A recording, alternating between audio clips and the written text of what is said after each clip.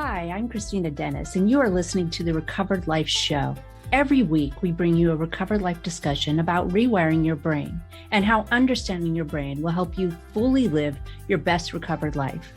Remember, addiction is a life-threatening condition, and the information in this discussion is provided as a resource only and is not to be used or relied on for any diagnostic or treatment purposes.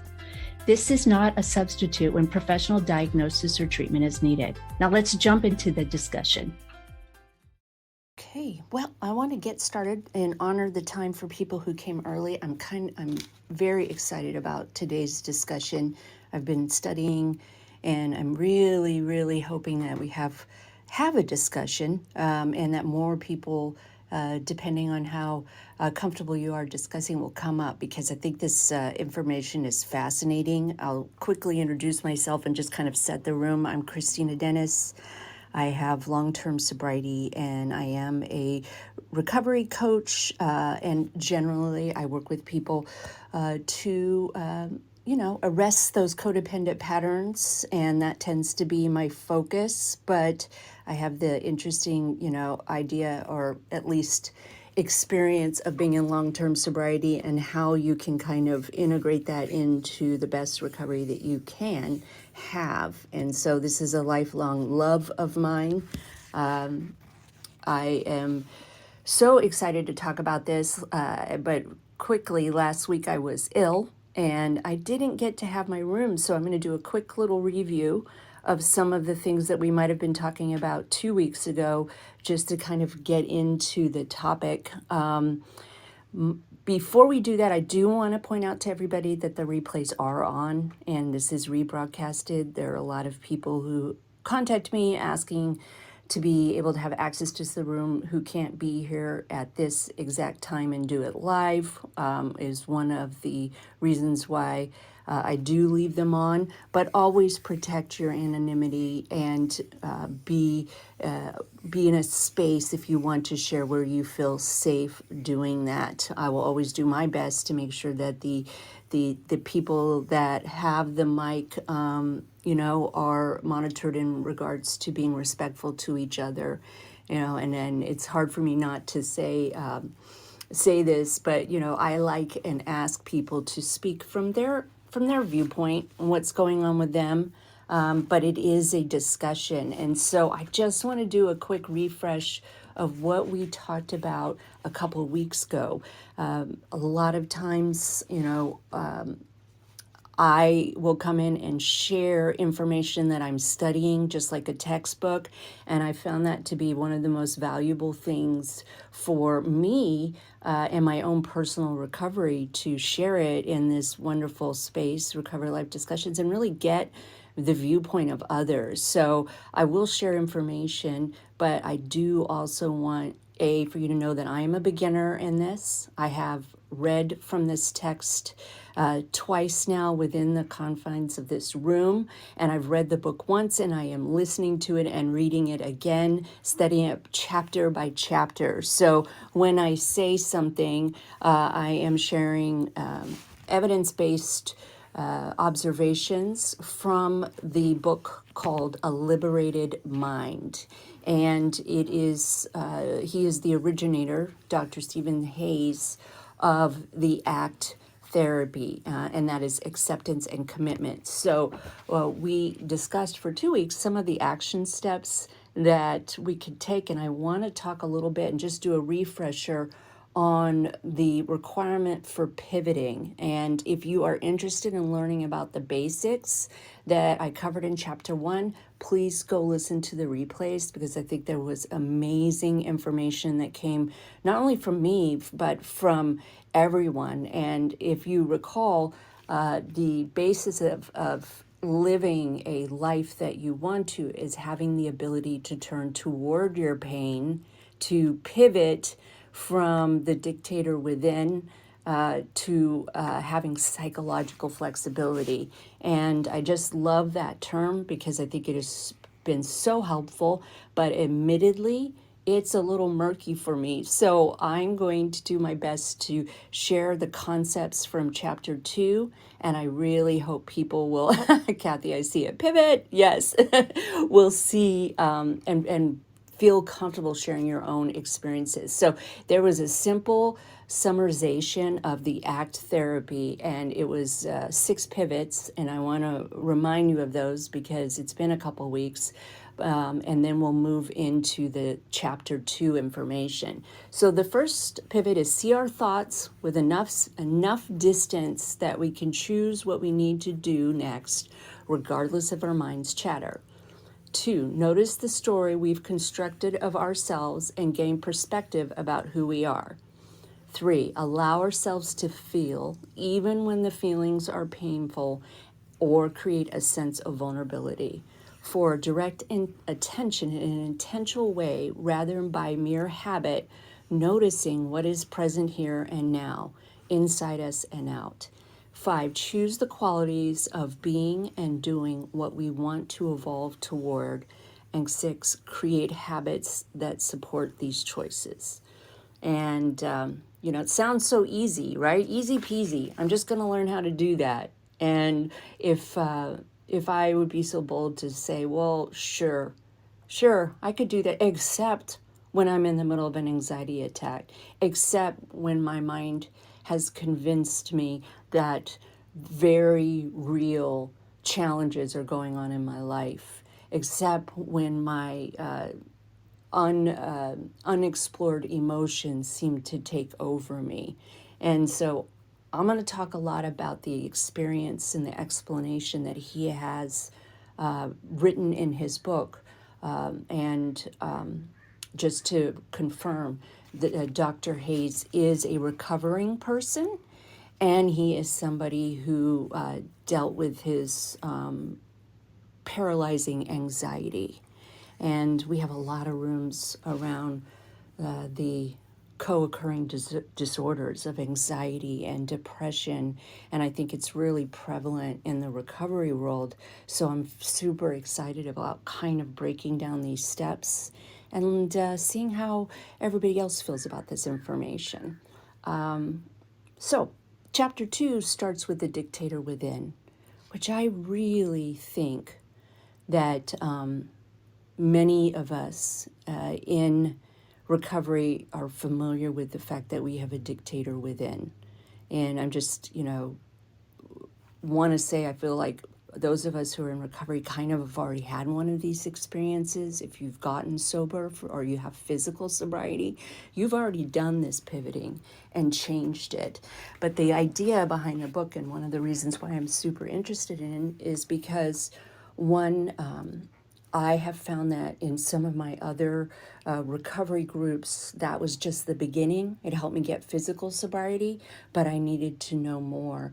And when I read about psychological flexibility and psychological rigidity, which is what we discussed a couple of weeks ago, I realized, well, I still suffer from that. And so I've been a seeker, and I really encourage anybody to go and pull a liberated mind.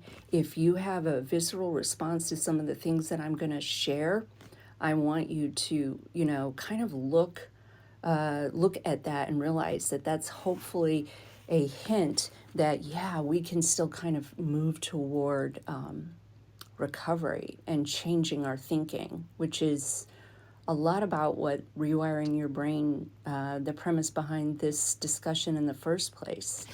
But I will admit, in chapter 2, this doctor shared some things that kind of offended me. And they reminded me of in the past when I was in the middle of having, a flare up of my anxiety.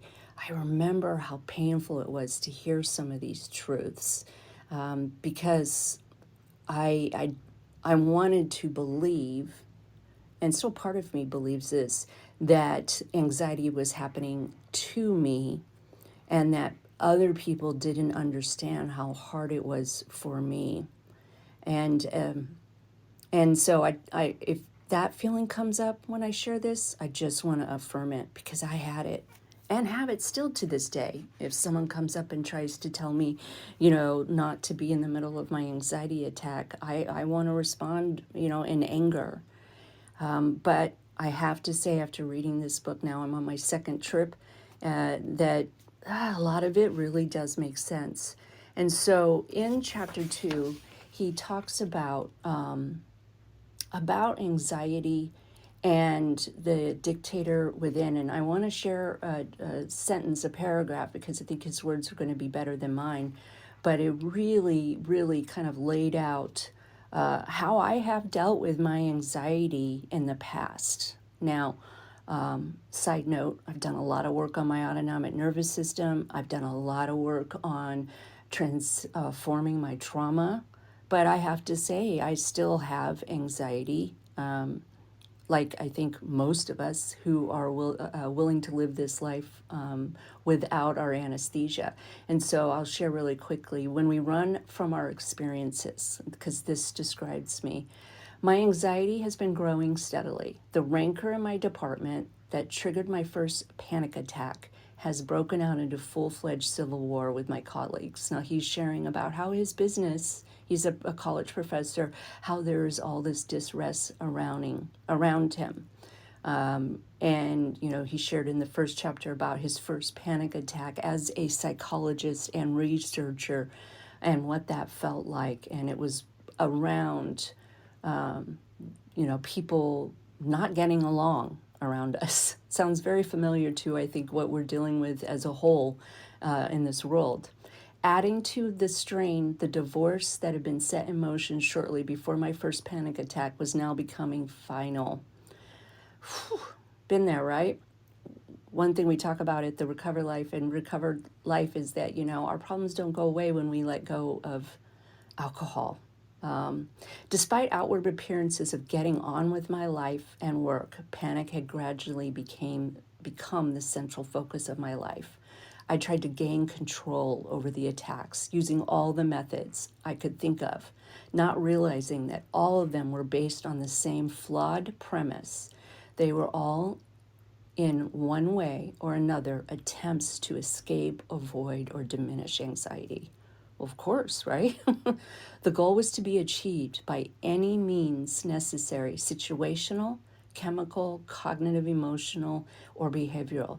The specific tactics I told myself to use included: try to expose yourself to the frightening situations because that is supposed to make fear subside.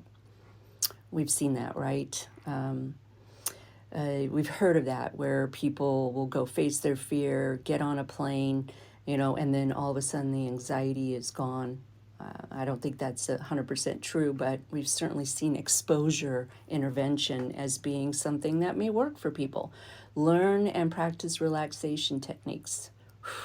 Definitely one of my favorites. Try to think more rationally. Sit near the door so you can get out easily. Don't rush before going into a meeting. Your heart rate might go up. Always have an excuse to leave just in case you need it. Check your heart rate subtly just to make sure it's okay. Joke, over-prepare, avoid giving talks, let graduate students do them, taking tranquilizers, having a friend in sight when you're talking, and distract yourself with soothing music. And so as I was reading it the first time, I was like, well, yeah, that's what we do. And I was kind of offended, like he was saying that the way that I made and worked on my anxiety directly was, of course, not the only way, nor was it really effective. The anxiety wasn't going away. I was doing my best to run from it. And I thought, wow, this is really true. And I have to say that I didn't like this information when I first read it, but I've started to kind of open my mind and try to have a little more flexibility around what this might mean. And so he goes on to tell the story about a bottom that he had where the dictator within was continuing to create anxiety for him, and his entire premise was to try to run away from it. And I shared this already, and I think it's so important. Of course, you deal with your physical safety first. Of course, there's nothing wrong with working on our nervous system and moving toward healing. Of course, we talk about trauma. Well, I guess that isn't of course. Some people don't. But I love the idea of turning toward our experience, because that is where we actually get to see that there are multiple options to what we're feeling. And I want to share one other thing that, let me see if I got to it, that before I open up the discussion, that I feel is really interesting. So I'll quickly surmise his story about himself. He was having a panic attack that had woken him up. And if you are familiar with panic attacks, even talking about panic attacks can make my anxiety grow.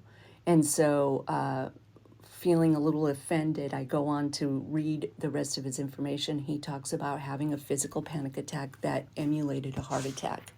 And I have been there, and I have had this happen to me. And doesn't discuss whether he addresses that with medication, but because he is in the middle of it and believes he's having a heart attack, he took this moment to really think about, what is that anxiety doing? Really, what is it? And I'm feeling a little shame because I'm not presenting the information so clearly, but I hope that it's kind of getting through. And I do encourage people to read the book, but partner with somebody when you're reading the book, because it's quite shocking, some of the things that get said. But he said he started looking at it from a scientific sense. He started, of course, his day job was entering in, and it wasn't just that dictator within, which, the Course in Miracles calls the ego, which a lot of times we are starting to recognize. And if you've been in recovery for a little while, you've had these thoughts, and you've been around at least conversations where they have these thoughts about who is really thinking these thoughts, and are my thoughts telling me the truth? And there's a lot of effort being pushed toward changing the thoughts, and not so much about actually embracing the thoughts and exploring them. And so on this particular night, he wakes up thinking he has a heart attack, but his flexibility tells him he's 33 years old and he's probably not having a heart attack. But there's a part of him that kind of thinks, whew, good, this is physical. This isn't just in my mind. Fighting anxiety is really frightening, because we think we're fighting ourselves, right? This anxiety is true.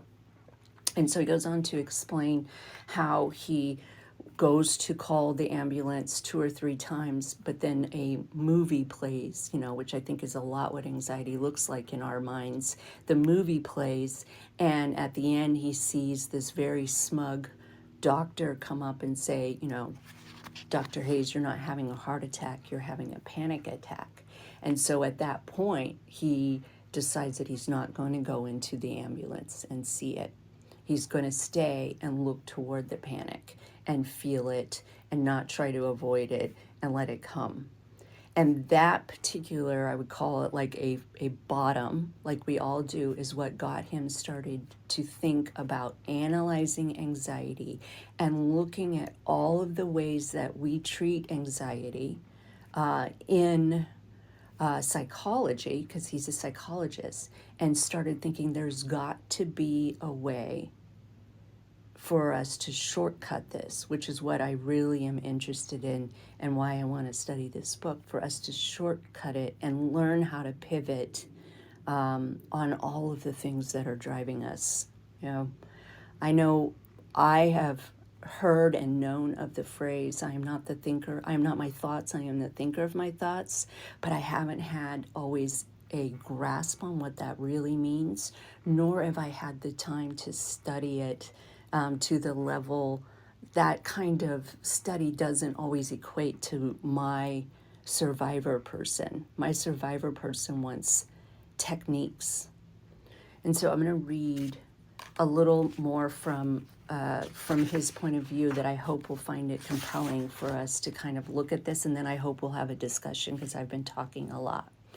So at the end of it, he talks about the new research journey that came. And if you may recall, in one of my previous discussions that they had a controlled group of 3 sets of addicts, active addicts that wanted to get sober.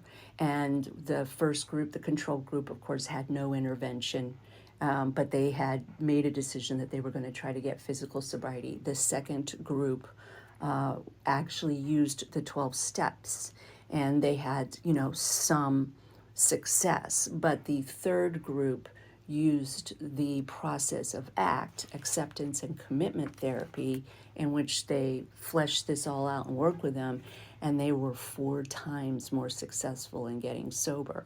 So although I love the 12 steps, I do believe that there's and have committed my life to learning more and more about it. And so hopefully I've got some fellow thinkers who want to kind of talk about it and reflect back to me what your thoughts are. I really want to know them, and we benefit from knowing each other. So I'm just going to read this last paragraph. None of the schools of research and therapy had grappled well with a set of questions I now perceived as vital. How does the voice of the dictator within develop in our minds? Why are our thought processes so automatic? And why are the messages of the dictator so incessant? I wanted to understand why negative thought patterns can be set in motion by the slightest triggers, even while we are not fully conscious, as I have found with my panic attack coming upon me while I slept. In addition, why do we find these negative thoughts so compelling? Why do they continue to hold such power over us, even after we've told ourselves rationally they're not good for us? Why isn't the effort to think them away through the rational sort of argumentation that traditional CBT instructs more powerful? I could see that answering these questions would require a better understanding of human language and cognition. I expected we would not be able to find ways to help people consciously distance themselves from the voice, not needing to hit bottom as I had, without understanding how our thoughts take on so much power over us.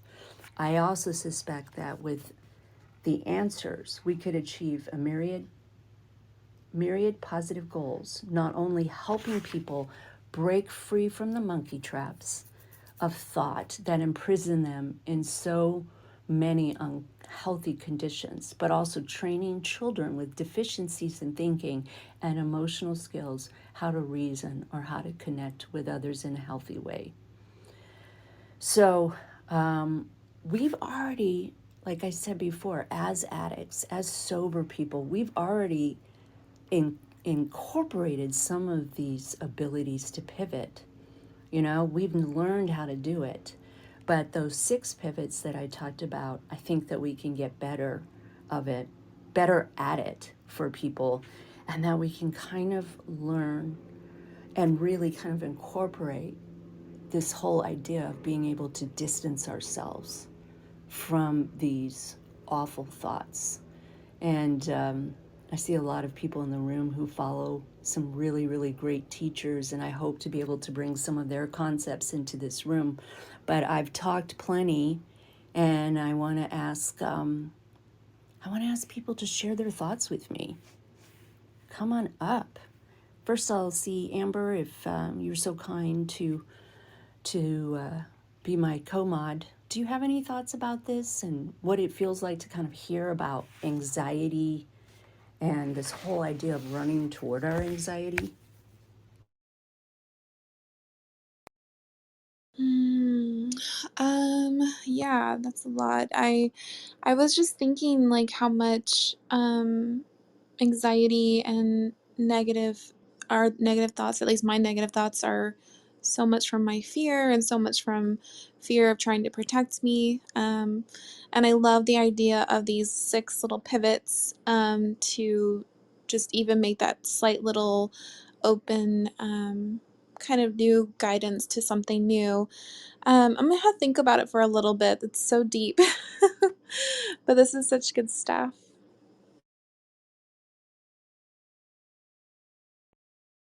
Oh, thank you. I know. I know. I mean, I literally have studied this one chapter for 3 hours. And so I don't, I don't expect anybody to take the info. I really hope, but I just felt like it was important to see what reflections are about this whole idea. Chelsea, you raised your hand. I'd love to hear what you have to share. And for anybody who's joining the room, we are talking about, in a certain type of therapy, an evidence-based therapy called ACT, acceptance and commitment therapy, and this whole idea of learning about the dictator within and the needs to pivot, and is some of the things that we are taught in order to deal with our anxiety are may not be as helpful, or they may be incomplete, is the kind of the way I would like to say it. And so, Chelsea, the mic is yours. Hi. Oh my goodness. I love all these talks because like I love the language of the the things that kind of pop up like this. I love that the psychological flexibility. Like I love that term. Um I I with the dictator within, kind of thinking about like running from our experience or like escaping and stuff. Like I was kind of like, oh, what? Like, cause I know, um, especially recently, like my anxiety has been through the roof, like waking up kind of in that panic, like, heart beating, like this and that. And so like, I definitely have been using a lot of different techniques to like calm that down. And I also was thinking, I was like, am I just kind of, and I like I've been coloring every night and on Clubhouse and like just kind of doing all the things I know like get me down to like I don't know, more of like a homeostasis. Um so to think of like, by to run from experience by anything necessary, like and to hear it include relaxation techniques, I was like, because like that's all I've been focusing on. But like, like I guess not really, because I do a lot of journaling and exploring. Like when he was asking all those questions, I was like writing down some of them as well. And um I don't know, when it's I like, oh, there were so many thoughts. But like when it was talking about changing versus exploring, and like acknowledging like who's in charge and that sort of thing. And I do hear in recovery a lot of talk about ego death. I think it's like usually associated with like the 11th step, or like the 11th step prayer, like getting rid of ego. But I don't know, like the knowing the truth, through I wrote like knowing the truth through anxiety, like using skills in the moment, because that was also kind of talked about. Um, kind of like he acknowledged that he's, young, and it's probably not a heart attack and this and that, but it wasn't like really enough to like calm it down. And um but I don't know, like it's a lot to think about, because I do love the pivot, because I also am a person like that needs facts and stuff. Like with like my like this COVID experience, it's calmed me down a lot more, because a year later I'm understanding more about like why the things linger so long and like what's associated with what, and it kind of calms me down. And yeah, when I'm like running towards the like anxiety and trying to explore all of the things. Like, I definitely, I don't know, like I like the thing that I think of most like as my tool is like free writing. Because it's almost like my brain is often to go back and read it, um, and kind of like explore those as well. Cause like I'm writing so quickly, it is like a different voice is happening. Especially like when I'm in extreme moments, like I keep my journal like by my side all the time, and like in moments of high anxiety I start writing. So again, I don't know if that's like running away, but I don't know, it's interesting to think about. You, thank you, Chelsea. You reflected so much about how, I mean, that is how I felt about it too. Like there was this, I kind of wanted to die on that hill that no, my anxiety is real, but I don't think, and because I have I've read the book already once, I end up finding out that he is not saying that you are supposed to sit down and just endure it, but it's kind of like not all the effort can be focused on avoiding it. And I do kind of like that idea. Like there is something to acceptance, and just accepting, like for me, I accept that there are days where I'm not going to be as effective. I'm not nearly as effective. And I can pivot away from the moments that my inner ego is telling me this is not okay and you are a failure. I mean, I made a mistake this morning. It was a miscommunication. Somebody was ready to record and I was sleeping, and I had the exact experience like I had the opportunity to turn toward that and really look it in the eye. So I have this anxiety, and because I was willing to look at that and say, okay, anxiety, what are you telling me? Oh, you're telling me that this person's never going to talk to me again. Well, what would happen if they never talked to me again? Oh, I'd be okay. It wasn't meant to be. And so that kind of speaks to being like turning toward it. But I'm very, very torn. The nervous system, you have to address the nervous system because you won't have access to your prefrontal cortex. You just can't be a problem solver. If you're, I mean, Watching my son's reactions, I realized there's no way to learn how to do it better. But the way that the visualization that he shared was that you're watching a movie, and this movie feels exactly black and white, but think about in the corner, is there another movie or another ending that could be happening at the same time? And so allowing myself to divorce rather than avoid watching the movie, allowing myself to look at the movie and see, oh no, there are alternatives, there are flexibilities, there are different things. There's a movie out, well, it's been out, Everything, I don't know the name of it. Oh, Everything All at Once. Everything, I don't know. I know that there's some people in this room who've seen it, so maybe I'll look it up. But it talks about multi-universes and time dimension, and I'm so underqualified to talk about it. But when I watched that movie, it made me think about how this could be adapted into my life. So thank you.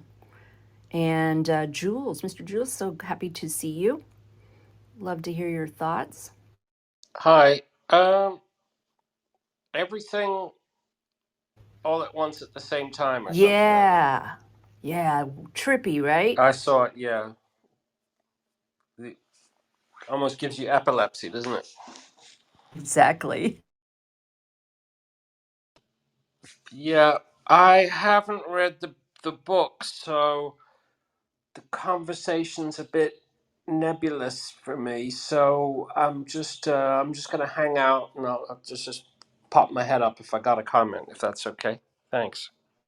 Oh, I did Absolutely. want to say one Absolutely. thing that with Chelsea mentioned, hi Chelsea, mentioned ego death, and that's frequently referred to in macrodosing psychedelics, and people on ayahuasca retreats to cure addictions and find themselves and so forth. They refer to ego death within a psychedelic trip, and you're supposed to feel fantastic afterwards.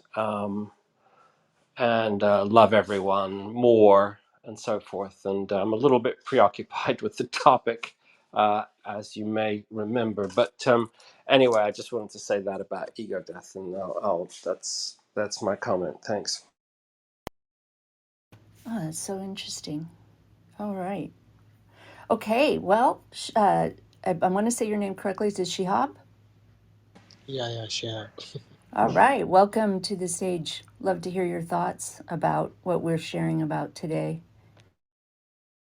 Sorry again. I just entered the room, so I Oh, don't okay. know what I'm talking about. Yeah. Okay, well, just to do a quick refresh on the room, we are discussing the recovery book, and the very evidence based therapy that may not be as well known or to people called ACT, acceptance and commitment therapy. And so shared a lot about how anxiety plays a role in my life. And I've heard from many, many other people how anxiety has played a very large role, and there's a lot of effort. When we talk about modalities and professional help out there to really focus all of our effort on, figuring out how to avoid it. And although I think that is very prudent, and I think that that makes sense. We must keep ourselves physically alive. In the book, he talks about exposure therapy, and no, it is not as helpful, nor is it as successful to just push yourself out there, feel the fear, and do it anyway. But when we're looking at rewiring our brain, it's the hope that I have in introducing these kind of concepts, and the way that I can understand is that we can, one, see that we have so many more options to, available to us. And there's a lot of help out there, and that includes being willing to be psychologically flexible and open to some of the things that have plagued us, like anxiety, which is what he brings up. But I think it's super important for everyone in recovery to realize that we've already done this one time in our life. We've already done exactly what the book describes as, the 6 pivots, and I'll repeat them again, just for people who shared late. 1, we see our thoughts with enough distance that we can choose what we do next, regardless of our mind's chatter. 2, notice the story we've constructed of ourselves and gain perspective about who we are. 3, allow ourselves to feel even when the feelings are painful or create a sense of vulnerability. 4, direct attention in an intentional way rather than by mere habit, noticing what is present here and now inside of us and out. 5, choose the qualities of being and doing what we want to evolve toward. And 6, create habits that support these choices. For me, everything that I learned in the 12 steps, my first year of sobriety, is represented in those 6 pivots. And whether you went through the 12 steps or you did another way that you've gained physical sobriety, we can all see where we started to separate ourselves from our mind's chatter, because we know the mind tells us, we can physically see it, that once we ingest alcohol to a degree, that the dopamine that happens is bigger than anything else, and our brains are designed to become addicted. So being able to not pick up a drink shows us that we are creating enough distance, and that's often what it takes. It takes, I haven't met anybody who had a clear brain 3 days later. I noticed, I Googled something about how long does it take to withdraw from alcohol, and it's all over the place, 72 hours. Well, for those of us with sobriety, we know that that maybe the withdrawal symptoms will happen, but it takes years for us to distance our thoughts. And often, we have that first year reprieve, and sometimes that second year comes in and it feels even harder. We notice the story we've constructed of ourselves and gain perspective about who we are. Yeah, the story that I had constructed was that I was, you know, I was a bad person. I had no ability to quit. I was just, a glutton and just making poor decisions after poor decisions once I ingested that drink. And so when I first came into recovery and heard that, no, that is actually a physical allergy, that is a process, and the more we've learned in the last 25 years, the more that it has reminded me that the story I had about myself, which is I cannot live without alcohol and I'm a piece of crap, so I need to drink in order to keep breathing, was not true. And I noticed that story. Allow ourselves to feel even when feelings are painful. Oh, yeah. I mean, we talk about that all the time, about turning toward the feelings, exploring them, noticing them, allowing them to have a place, but not necessarily making all the decisions for us. A direct attention, intentional ways. I mean, I could go on, but it's so important for us to see that. And I hope that people will go along with me as I continue to bring some of the solution that is evidence based into other parts of our lives, because we can do what we did with alcohol or drugs. We have the hope of doing it with some of the other things that have shown up. And if you're an extra sensitive person like me, there is hope. There is hope. And I really appreciate the people that came up and shared, and just want to open it up and see if anybody else would like to share on this topic or anything that's going on in your life. Okay, I'm gonna listen now. So after that, I can talk. Okay. Okay. Yes, thank you so much. I was just gonna say that, yeah, I was thinking about whenever I am in the middle of having intense anxiety, um, and I've had those panic attacks too, like where it feels like you're gonna have a heart attack. I used to have them really bad, and then I was on some medication, and slowly and surely it got rid of them.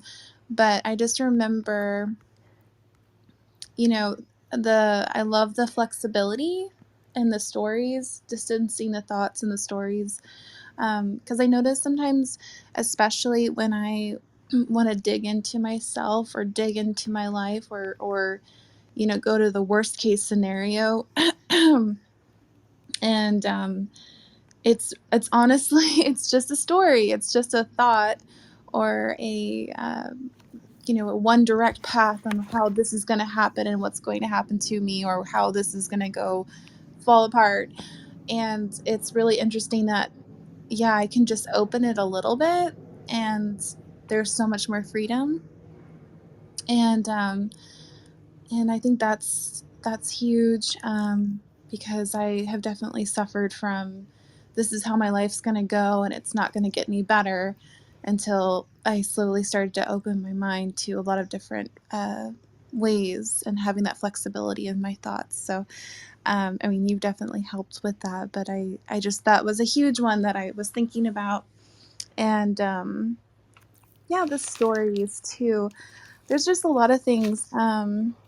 It's such a slight little, and I love the word that he uses as pivot, because it's just a tiny little movement. It's just a tiny, sometimes it can be so hard in those moments to even feel like you can take your next breath, or take the next step or whatever. And so I just love that it's not even a step. It's just it's just a shift. It's just a tiny little shift. So yeah, that's what I wanted to share right now. You're so right. And I love that you shared that, because I remember, and I don't know if people have heard this, besides me, I'm pretty old, when I went to outpatient rehab, and this divine badass of a person helped me walk through. some of the most difficult truths. And I remember she used to say, you just have to pray to be willing to be willing. And that would drive me bonkers. Like, what the F is that? What are you talking about? Tell me what I'm supposed to know. But I honestly believe that this very thick, very long winded book, at least from my first reading, although I do want to bring some actual action steps to everybody because I think those are going to be helpful. So stay tuned. Follow me, please. I have a wonderful newsletter that I put out where I go into more detail about some of this stuff, and it's completely for free. So hit me up and check out some of my programs because I do believe that we can break down these very kind of lofty, a little bit woo woo, right? to ideas that can help us. And that's what I'm all about, like bringing actual information to people and having kind of these hard discussions. I mean, and so being willing to be willing is at least the step, as you so aptly said, Amber. It's just a turn. I'm not even moving. Hey, Kathy, you came back. I know you had to jump off. Yeah, my apologies, and about that. I couldn't get out of that phone call. And apologies if I've missed anything and I repeat what somebody said earlier. But this concept is appealing to me. Willing to be willing is a nice way of putting it. I like the idea of non-avoidance in therapy. That appeals to me immediately. Some of the therapies I've tried in the past with the bipolar stuff have worked very well. CBT has always worked very well for me, but in terms of working on other aspects of myself, I like the idea of taking ownership and not accepting particularly, but identifying certain things and maybe not embracing them, but certainly accepting that they are going to be part of my life for a while, and giving myself some, the wrong word again, but control, I guess. And I like action. I like action in therapy. I like working on things. I'm not particularly a navel gazer, and whilst this sounds like there is obviously a lot, the thought process is the important thing. It's there is work to be done, and it sounds difficult, which also appeals to me in a very perverse way. But it sounds like it's worthwhile as well. So thank you for introducing this into my life, Kristina. Like you have so many things through your newsletter and through Recovered Life. I'm certainly going to have a longer look and maybe start adhering to some of its principles, or certainly skirting around it, and starting with this book, which is, I believe, A Liberated Mind. I think that's right. Yep. Yeah, great. So yeah, I'm quite open to working along with this. So thank you. Oh, I'm so glad to hear that. That's exactly how I felt. Like, oh goodness, but really wanting to share exactly, what it does. I want to put up. I put up my link. Actually, I think I put up the wrong link, but I want to let everybody know that I have a pretty comprehensive free program. And, I spent a year on Clubhouse talking about recovery and codependency. And now I have it on my website. And so I'm going to fix the link, but I hope everybody will hit it up and read some of the information, because it's impossible to kind of go through all of these things and listen to it, listen to this new information unless we've done some work on ourselves and worked on the things that make it impossible for us to move forward. So I want to also talk about tomorrow's room, because I will be back. Hit up the link follow me. Tomorrow's room, we're going to be discussing setting healthy boundaries and codependency. And whether you like the word or not, it's relation repair at its finest. It is relation repair, and I'm going to bring in some of the information that I'm getting from this book and break it down into, like Kathy said, those action steps, because I'm with you completely. Any information that I can assimilate that allows me to think of something that moves me a little closer to this ability to have this ego to divorce myself from my ego, to be able to do that is going to help me, because I just don't have the brain that's able to do it, nor do I have the time, I don't believe.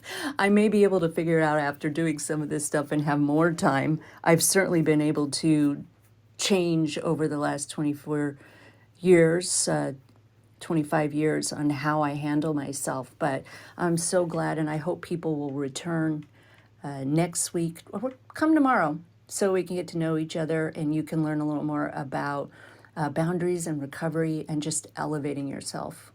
You deserve it. We deserve to study and take time for ourselves. This is how we end up having the life that was meant for us. When I got sober, I didn't quite embrace that the first few years. I was still all about, how do I fix my wrongs and how do I move forward and get those accolades. My codependency was absolutely in the driver's seat. And, the only thing that I can say that I've done 100% right in recovery is not pick up an alcoholic drink. Everything else has been up for grabs. And so I'll continue to show up and share. Keep the conversation going. Join Recovered Life, a community of like-minded people who are looking to live their best recovered lives. Membership is free, and you can apply at recoveredlife.us.